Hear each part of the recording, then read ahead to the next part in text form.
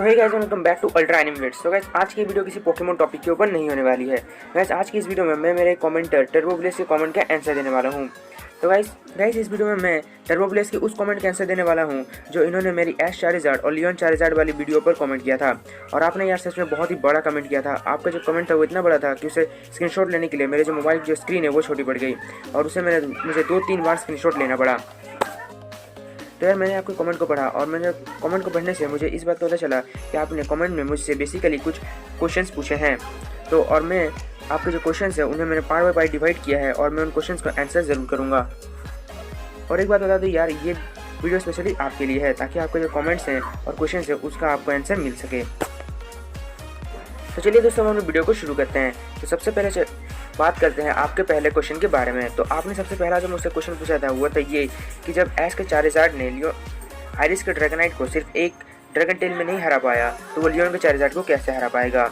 यार यहाँ मैं भी आपसे एक क्वेश्चन पूछना चाहता हूँ कि जब लियोन और रायहान की बैटल होती है तब लियोन के चार्जार्ड है वो भी तो रायहान के ड्यूरालुडोन को एक मूव में नहीं हरा पाता। तो इसका मतलब क्या कि लियोन के जो चार्जार्ड है वो कमज़ोर है? नहीं यार, वो लियोन का जो चार्जार्ड है वो ड्यूरालुडोन से कमज़ोर नहीं है। वो लियोन के जो चार्जार्ड है वो ड्यूरालुडोन से ज़्यादा पावरफुल है, तभी तो वो रायहान को हरा पाता है। तो इस बात से हमें इस चीज़ का पता चलता है यार कि कोई भी जो पोकेमोन बैटल होती है उसमें हम इस बेसिस पे जज नहीं कर सकते किसी भी पोकेमोन को कि उसने एक पोकेमोन को सिर्फ एक ही मूव में हरा दिया। आप मुझे एक भी ऐसा पोकेमोन बैटल बताइए जिसमें एक दो पावरफुल पोकेमोन्स लड़ते हैं और उन दोनों ने ही किसी भी एक पोकेमोन ने उसे सिर्फ एक ही मूव में हरा दिया हो। तो यार अगर हम ऐसे चार्जार्ड की जगह लियोन के चार्जार्ड को रख दें और आइरिस का ड्रैगनाइट के साथ बैटल कराएं तो क्या लियोन का चार्जार्ड आइरिस का ड्रैगनाइट को सिर्फ एक ही मूव में हरा देता? ऐसा तो पॉसिबल नहीं है, क्योंकि यार आइरिस का जो ड्रैगनाइट है वो भी एक पावरफुल पोकेमोन है और वो भी सिर्फ एक ही मूव में हारने वाला नहीं है। उसे हराने के लिए उसे लगभग 2-3 मूव ज़रूर लगेंगे। तो यार इस बात से इस चीज़ का कंक्लूजन निकलता है कि आप किसी भी पोकेमोन बैटल को इस बेसिस पर नहीं जज कर सकते कि एक पोकेमोन ने दूसरे पोकेमोन को सिर्फ एक ही मूव में हरा दिया हो तो वो इस पोकेमोन को भी बहुत ही आसानी से हरा देगा। चलिए अब हम बात करते हैं आपके दूसरे क्वेश्चन के बारे में। तो आपका जो दूसरा क्वेश्चन था वो ये था कि आपने मुझसे पूछा था कि जब एश के चार्जार्ड और डस्क्लोप्स की बैटल होती है तब एश के चार्जार्ड ने टोटल 4 मूव्स यूज़ किए पर फिर भी वो डस्क्लोप्स को हरा नहीं पाता है। तो यार तब मैं तुम्हें बता दूं कि तुमने उस बैटल को पूरी तरह से नहीं देखा है। वहाँ अगर तुमने बैटल को पूरी तरह देखा होता तो तुम्हें पता चलता है कि जब एश के चार्जार्ड और डस्क्लोप्स की बैटल होती है तो वहाँ वो दोनों ही इक्वली डैमेज लेते हैं और दोनों की पावर लगभग सेम होती है और दोनों ही इक्वली डैमेज हुए होते हैं। पर वहाँ एश एक गलती कर देता है, वो चार्जार्ड को अपना सबसे powerful move seismic toss use करने बोल देता है। तो वहाँ एश का चार्जार्ड अपना सेस्मिक टॉस यूज़ करता है, पर सेस्मिक टॉस जो है वो एक फाइटिंग टाइप मूव है और डस्क्लोप्स एक घोस्ट टाइप पोकेमोन है। तो उसका जो सेस्मिक टॉस है उस पर कुछ असर नहीं होता और एश के चार्जार्ड को ही सेस्मिक टॉस से हिट हो जाता है। और जब एश के चार्जार्ड अपने ही सेस्मिक टॉस से हिट हो जाता है तो उससे तुम सोच सकते हो कि आखिर कितना ज़्यादा उसे डैमेज पहुँचा होगा। तो इस वजह से एश के चार्जार्ड है वो हार गया था, ना कि वहाँ पर एश के डस्क्लोप्स उसे 4 बैटल से भी नहीं हरा पाता। वहाँ एश की गलती के कारण वो हार जाता है। तो यार इस बेसिस पे भी आप नहीं बोल सकते हैं कि जो लियोन का चार्जार्ड है वो एश के चार्जार्ड से ज़्यादा स्ट्रॉन्ग है, क्योंकि वो जो बैटल थी एश के चार्जार्ड और डस्क्लोप्स के बीच वो एक फेयर बैटल नहीं थी। एश ने एक गलती कर दी थी जो कि था एक seismic toss fighting type move एक घोस्ट टाइप पोकेमोन पर यूज़ करना, और वो गलती एश बार बार तो नहीं ही दोहराएगा। और जब उसके बैटल लियोन के साथ हो रही होगी तब तो बिल्कुल भी नहीं, क्योंकि वो एक वर्ल्ड चैंपियन के साथ लड़ेगा और उस लड़ाई में वो इसे गलती करने का सोचेगा भी नहीं। तो चलिए अब हम बात करते हैं आपके तीसरे क्वेश्चन की तरफ। तो आपका तीसरा क्वेश्चन ये है कि लियोन की उम्र एश से ज़्यादा है, तो इस वजह से लियोन के जो चार्जार्ड है उसके पास भी एश के चार्जार्ड से ज़्यादा रीजन का एक्सपीरियंस होगा। हाँ यार, मैं आपकी इस बात से एग्री करता हूँ कि लियोन की जो उम्र है वो एश से ज़्यादा है, पर इस बात से आपको डिसएग्री करता हूँ कि लियोन के चार्जार्ड के पास एश के चार्जार्ड से ज़्यादा रीजन का एक्सपीरियंस है, क्योंकि यहाँ पोकेमोन में एक्सपीरियंस पोकेमोन ने कितने बैटल लड़ी हैं उसके ऊपर डिपेंड करता है। और दूसरा इंपॉर्टेंट होता है कि वो किस किस रीजन्स में घुमा है और किस किस रीजन की उसके पास ट्रेनिंग है। तो यहाँ एश के चार्जार्ड के पास टोटल 4 रीजन्स की एक्सपीरियंस ट्रेनिंग है और साथ ही साथ उसके पास चारसिफिक घाटी की इंटेंस ट्रेनिंग भी है जहाँ उसने लगभग 12 साल ट्रेनिंग की है। पोकेमोन का जो एक्सपीरियंस है वो उनके एज के साथ बढ़े ये ज़रूरी नहीं है। पोकेमोन का जो बैटल का एक्सपीरियंस होता है वो उनके बैटल के साथ बढ़ता है। एक पोकेमोन जितना ज़्यादा बैटल करेगा उतना ही ज़्यादा उसे एक्सपीरियंस मिलेगा और वो उतना ही ज़्यादा पावरफुल बनेगा।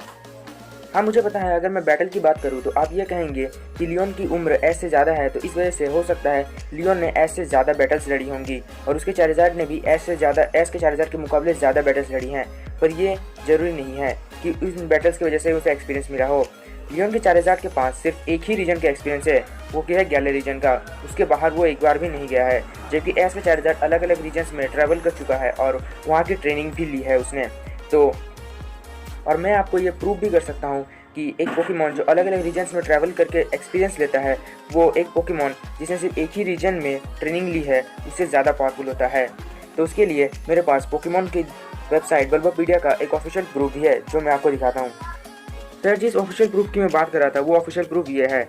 इस प्रूफ में साफ साफ लिखा हुआ है कि जो रायहान है वो अपने आप को लियोन का राइवल बताता है और वो लियोन से लगभग 10 बार लगातार हारा है। पर यहाँ ये भी मेंशन किया हुआ है कि रायहान ही एक ऐसा ट्रेनर है जो लियोन को हराने के इतने करीब पहुँचा है। और यहाँ पर यह भी बताया गया है कि रायहान ही वो एक ऐसा ट्रेनर है, रायहान को एक बहुत ही स्ट्रॉन्ग ट्रेनर कहा गया है और उसे कहा गया है कि अगर वो एक अलग रीजन में जाकर और ट्रेनिंग लेता है तो वो हो सकता है कि वो इस रीजन का चैम्पियन बन जाए या फिर उसी रीजन का चैम्पियन बन जाए। तो यार यहाँ ये चीज़ साफ साफ प्रूव करती है कि पोकेमॉन के पास अलग अलग रीजन्स का एक्सपीरियंस होना भी बहुत ही ज़रूरी है। और वो पोकेमॉन जिसके पास अलग अलग रीजन्स का एक्सपीरियंस है वो उस पोकेमॉन से ज़्यादा पावरफुल होता है जिसके पास सिर्फ एक ही रीजन का एक्सपीरियंस हो।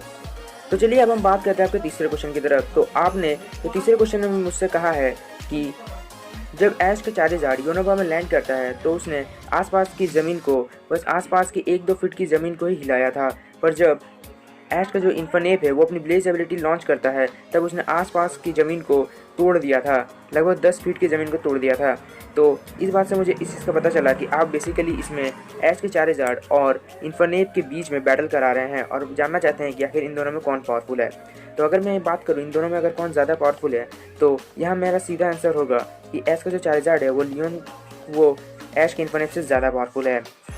तो आप यहाँ ऐश के इन्फर्नेप को इस वजह से पावरफुल मानते हैं कि जब वो अपनी ब्लेज एबिलिटी की एक्टिवेट कर लेता है तो वो बहुत ही ज़्यादा पावरफुल हो जाता है। हाँ, यहाँ मैं भी मानता हूँ कि जब इन्फर्नेप ब्लेज एबिलिटी को एक्टिवेट करता है तब वो एक बहुत ही अलग ही लेवल पर पहुँच जाता है और वो बहुत ही पावरफुल बन जाता है। पर अगर हम उसे उसकी पावर को अगर किसी चीज़ से कंपेयर करें तो वो आखिर कितना पावरफुल बनता है, ज़्यादा से ज़्यादा एक लेजेंडरी पोकेमॉन जितना, जैसे कि आर्टिक्यूनो, जैप्डोस या मोल्ट्रेस की तरह।